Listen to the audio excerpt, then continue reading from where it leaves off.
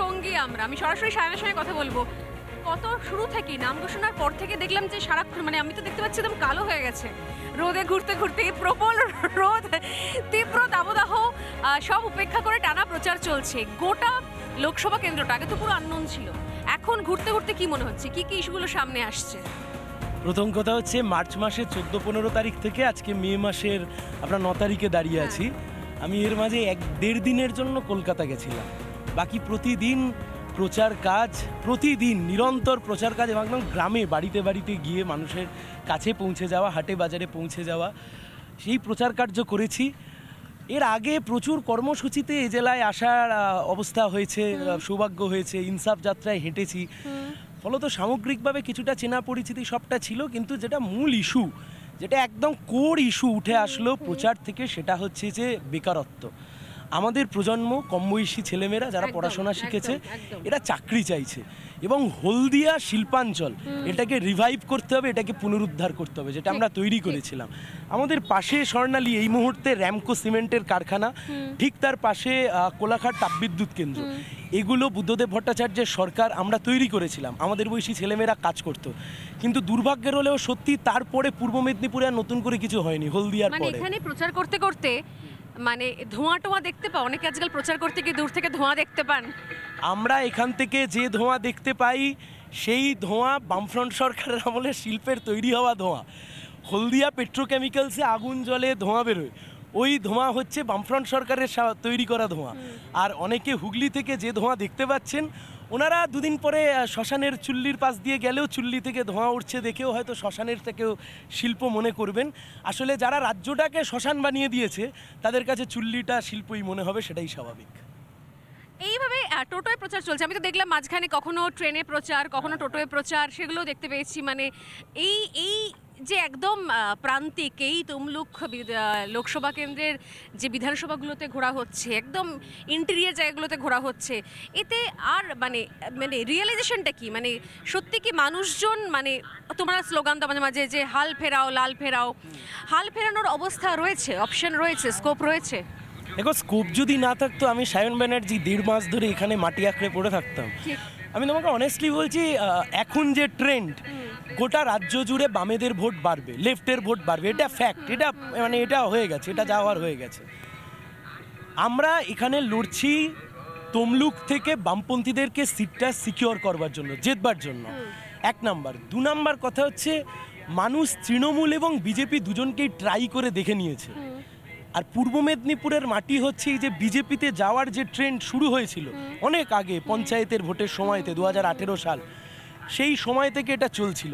এখন মানুষের একটা বিতৃষ্ণা চলে এসছে। এর আরও একটা বড় কারণ, যে ইডিসিবিআই বিজেপির সরকার এতদিন ধরে বলে আসলো তুমি আমাকে ভোট দিলে আমি পিসি ভাইপোকে জেল খাটাবো, আজকে পিসি ভাইপো ড্যাং ড্যাং করে বাইরে ঘুরে বেড়াচ্ছে।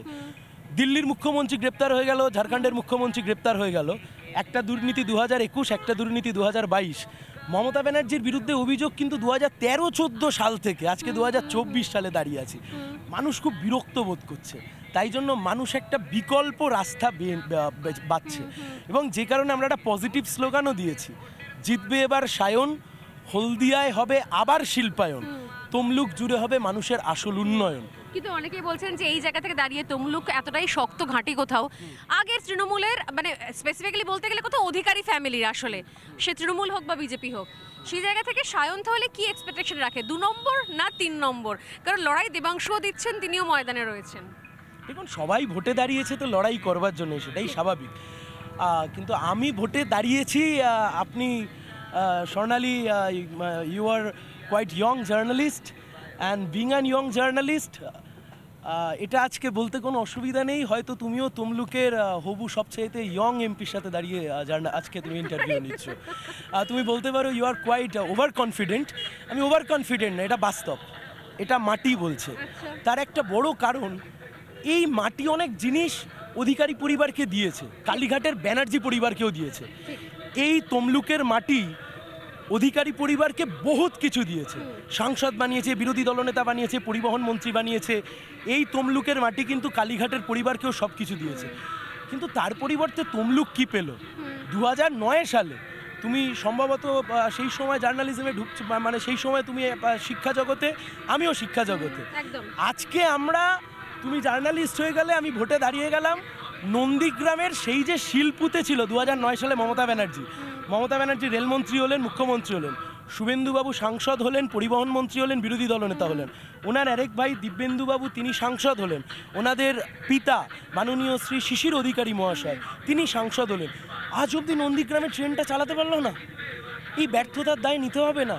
আমাদের প্রজন্মটা কি চাইছে? একটা কাজ চাইছে। কাজটা কোথায় সোনালি? কাজ চাই, শিল্প চাই, ইন্ডাস্ট্রি চাই, যেগুলো কিছুই হচ্ছে না। এবং এই সময় যখন আমরা প্রচারে রয়েছি সেই সময় তো আমরা দেখছি যে এতজন বেকারের ভাগ্য ঝুলে রয়েছে। হ্যাঁ, মানে রাজ্য কখনো বলছে স্বস্তি, কখনো অস্বস্তি, কিন্তু আলটিমেটলি যারা চাকরি করছেন, চাকরির তাদের জন্য অস্বস্তি। মুচলেখা দিয়ে সায়ন এই প্রথমবার মুচলেখা দিয়ে শিক্ষক শিক্ষিকারা ক্লাস করতে যাবেন। এর থেকে বড় লজ্জার, মানে আমরাও পড়াশোনা করে এসেছি, আমরা ভাবতেও পারি না কখনো যে আমাদের স্কুলে কোনো টিচার মুচলেখা দিয়ে আসছেন যে তিনি অযোগ্য হলে তার চাকরি চলে যাবে। আমরাই এরকমভাবে পড়াশোনা শিখতাম কী করে, আর ক্লাসই বা হতো কী করে? বাট সেটা এখন হচ্ছে এই সময় দাঁড়িয়ে। এখানকার স্কুল, প্রাথমিক স্কুল বা সেই জায়গাগুলোতে দেখেছো, মানে তাদের সরকারি স্কুল, সরকারি পড়াশোনা, সেগুলোর কি অবস্থা? কখনো সেদিকে দেখা হয়েছে? আমি শুনছিলাম তুমি মানে মাধ্যমিক উচ্চ মাধ্যমিকে যারা কৃতি তাদের সঙ্গে দেখা করার তোমার ইচ্ছে রয়েছে। তো ওভারঅল এই লোকসভায় সরকারি স্কুল পড়াশুনো, শিক্ষা ব্যবস্থা, সেটার কি অবস্থা তুমি নোটিস করলে কদিন ধরে প্রচার করতে করতে? পূর্ব মেদিনীপুর এডুকেশনের হাব ছিল, শিক্ষার হাব ছিল। এবং আমাদের সময় বলা হতো কি মেদিনীপুর থেকে যাবতীয় ট্যালেন্ট আসে, সবচেয়ে ভালো নাম্বার মেদিনীপুর থেকে আসে। মাধ্যমিকে প্রথম, উচ্চ মাধ্যমিকে প্রথম, আমরা যখন স্কুলে ছিলাম তোমার নিশ্চয়ই মনে রয়েছে, সেই সময়তে প্রথম দ্বিতীয় সব কিন্তু পূর্ব মেদিনীপুর।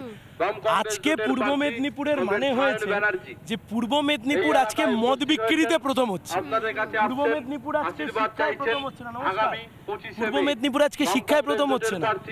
কপালটা কত খারাপ! 26,000 শিক্ষার্থী, এই 26,000 শিক্ষক শিক্ষিকা, তাদের ভবিষ্যৎ ঝুলে রইল। প্রথমবারের জন্য সুপ্রিম কোর্টে গিয়ে এসএসসি বলল 7,000 চাকরি অযোগ্যরা। তাহলে এতদিন তো আমরা এই কথাই বলছিলাম, বিকাশ রঞ্জন ভট্টাচার্য এই কথাই বলছিলেন, আপনি তো ডিনাই করছিলেন, আপনি বলছিলেন বিকাশ রঞ্জন ভট্টাচার্য মামলা করে আটকে রেখে দিয়েছে। আজকে তো স্বীকার হয়ে গেল যে না, এই গোটাটাই দুর্নীতি হয়েছে। আমরা যোগ্যদের পাশে, আমরা চাই অযোগ্যদের চাকরি যাক, যোগ্যরা চাকরি পাক।